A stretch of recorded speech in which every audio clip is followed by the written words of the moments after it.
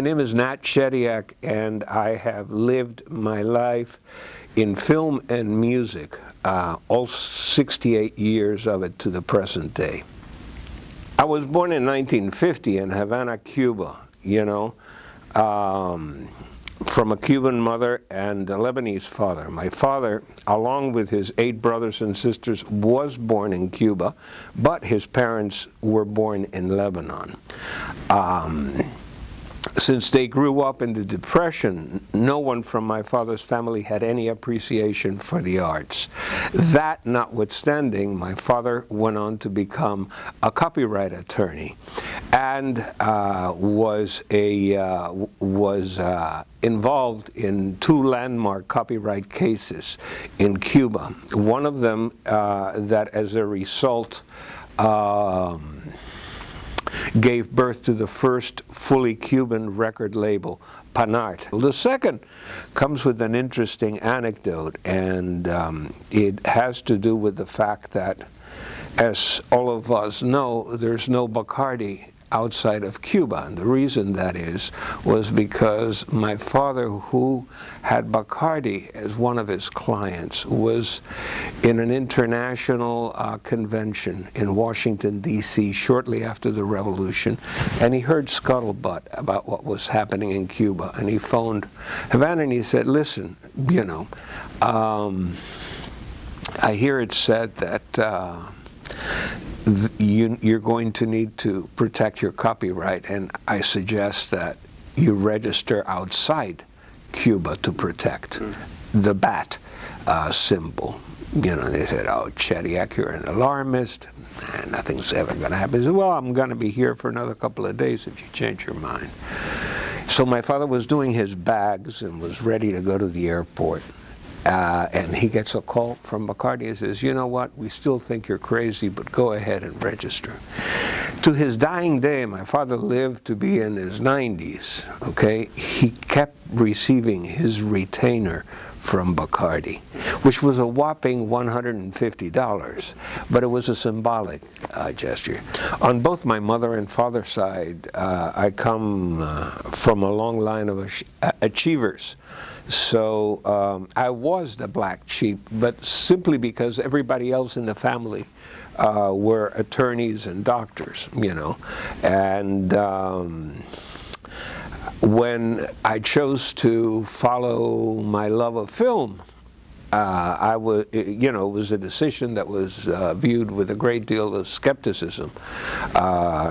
The most skepticism being that of my father. And in fact, he did everything possible to try to dissuade me.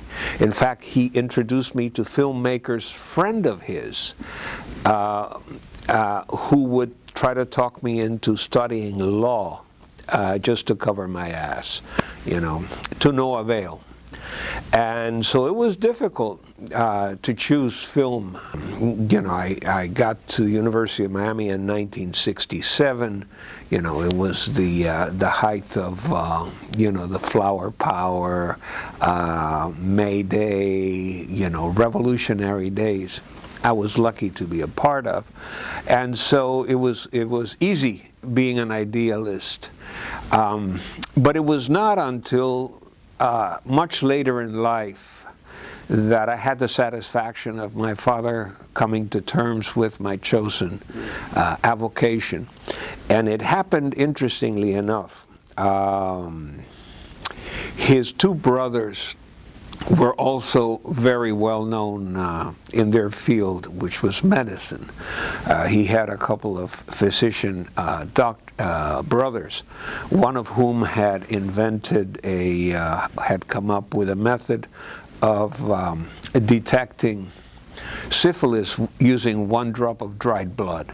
And in fact, during World War II, there was something known as a Chediak number to define blood type in the battlefield. The other one had a syndrome named after him that he invented. So, I mean, there were celebrities in their discipline. And so my father would be accosted in the street and said, "Do you have anything to do with these doctors?" You know, and he very proudly explained that they were his brother. My father was also, as a result of his distinction as a copyright attorney, he was also named honorary consul of Lebanon in Cuba. But I got a call from him long after I had created the Miami Film Festival. And it took me by surprise, because my father was not one to apologize very often, but he said, "You know, I got to hand it to you. You were right all along, you know, and I'm sorry that I didn't realize this." But, and I go, "How did you come to this realization?" And he said, "You know, people used to stop me on the streets and ask me about my brothers, and now they ask me about you. They want to know if I have anything to do with a guy from the Miami Film Festival." And of course I tell them, "Yeah, that's my son," and all that. Long story short, in his last years, he used to attend the opening night gala. He was by then on a walker, but he would show up on opening night to what was a very hot ticket gala. I mean, black tie, Vizcaya, the works. He would show up wearing his tux and a walker, and without an invitation, without a ticket. And when he'd get to the door and he'd be stopped, he'd say, "I don't need a ticket. I'm the director's father." So I would get beeped. This was before cell phones, so I would get a message on my beeper, and I'd call the front door, and they'd say, "There's an old man here who claims to be your father and who has no ticket. Let him in."